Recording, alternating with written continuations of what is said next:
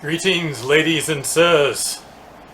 We are here to examine the tale of the great documentarian H.G. Wells, The First Men in the Moon. We will also examine the creative genius of Ray Harryhausen. Will you join me in this quest?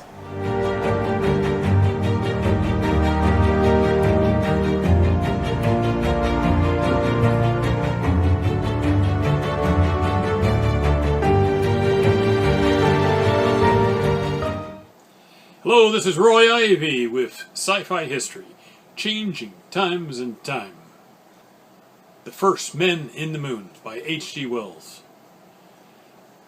Probably no better example of what sci-fi history is all about. H.G. Wells wrote the story in 1899. It was published in 1904.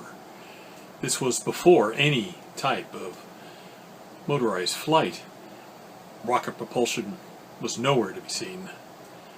Still, H.G. Wells envisioned a trip to the moon. His solution was cavorite, a substance that would negate gravity. So now, with this incredible substance, it was possible to take certain metals, heat them, a bit of alchemy, a secret ingredient from Dr. Cavour, and the substance could turn on and off gravity at will. And by turning off gravity in some areas and allowing it in others, it would propel the vessel wherever they wanted to go. Actually, the movie started, of course, with a moon landing many years later by the United Nations mission team. So, the United Nations team landed on the moon, and they used rocket propulsion, and they arrived, and they found a British flag and a letter. Where did this come from? How were they beaten to the moon by such a large margin? So this is the story. It comes out in the letter, which is an ingenious device that the movie people did to make it relevant and bring it up into modern times, at least in the 60s. The movie was hit the theaters in 1964, which was before NASA, before the Apollo missions, but pretty close. I'm sure they didn't expect that a mere 5 years later we would be on the moon. Now, I didn't see the movie in the theaters, but I did see it on TV sometime before 1969. They made a pretty big deal about it. I don't know if it was the first time it was on TV. It probably was. And they promoted it as the first trip to the moon and the first men in the moon. So it was pretty exciting. Also to consider that, with all this hubbub or whatever else, that somebody could actually have already been to the moon. Of course, it was all good fun. But as a young boy, it was exciting. And when I actually saw the movie, geez, wow, look at those effects. Amazing effects. Impossible things done by Ray Harryhausen. And you couldn't help but think, how did they do that? I mean, they didn't go to the moon and shoot it, but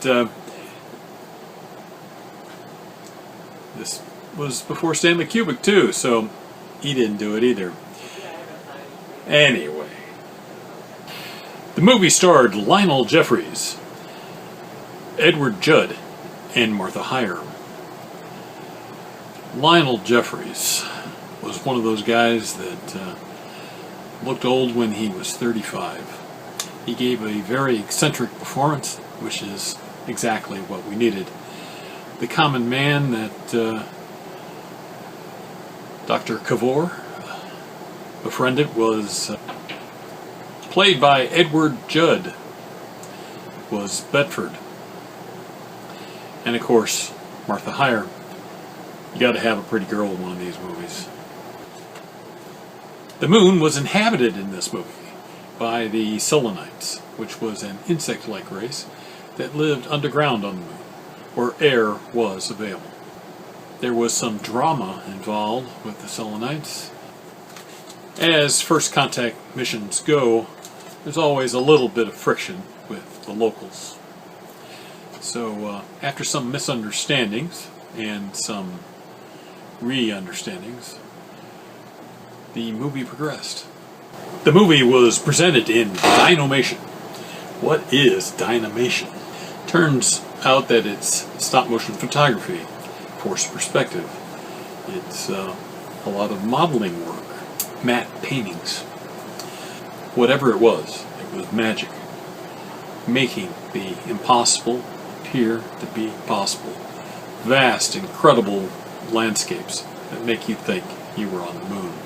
By 1964 standards, incredible. Of course, it was created by Ray Harryhausen, and considering Harry worked alone, that this is not a film that was created by hundreds of effects people with CGI. This was the creation of basically one man as far as the effects go. So it's if you don't know Ray Harryhausen, I urge you to. This was a fun because you should. I often think when I watch this kind of movie from this kind of period about steampunk and whether or not this influenced it. And what strikes me is that this comes from the 1900s, looking forward, as opposed to us thinking about what the future would look like to people from 1900. This is actually what they thought was going to happen. So I think that makes all the difference, and it makes it all the more fun. That everybody wants the future, and they want the future now. Why wait? Let's do it now. Let's do it now. I'm sure that's what H.G. was thinking at the time. He was ready to get out there into space, go to the moon, and beyond. Which is what we're doing. We want to get from here to there, and we're ready to do it now. We want to do it now. Even as fast as things are moving, we still want to get out there. And that's something, isn't it?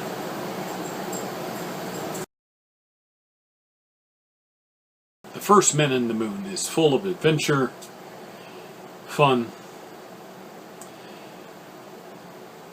sad, and a little bit tragic. I urge you to watch First Men in the Moon if you haven't already. It's a great flick. It's a classic. It should not be missed. Thank you for joining me here on Sci-Fi History, Changing Times and Time. And I hope you see me here next week.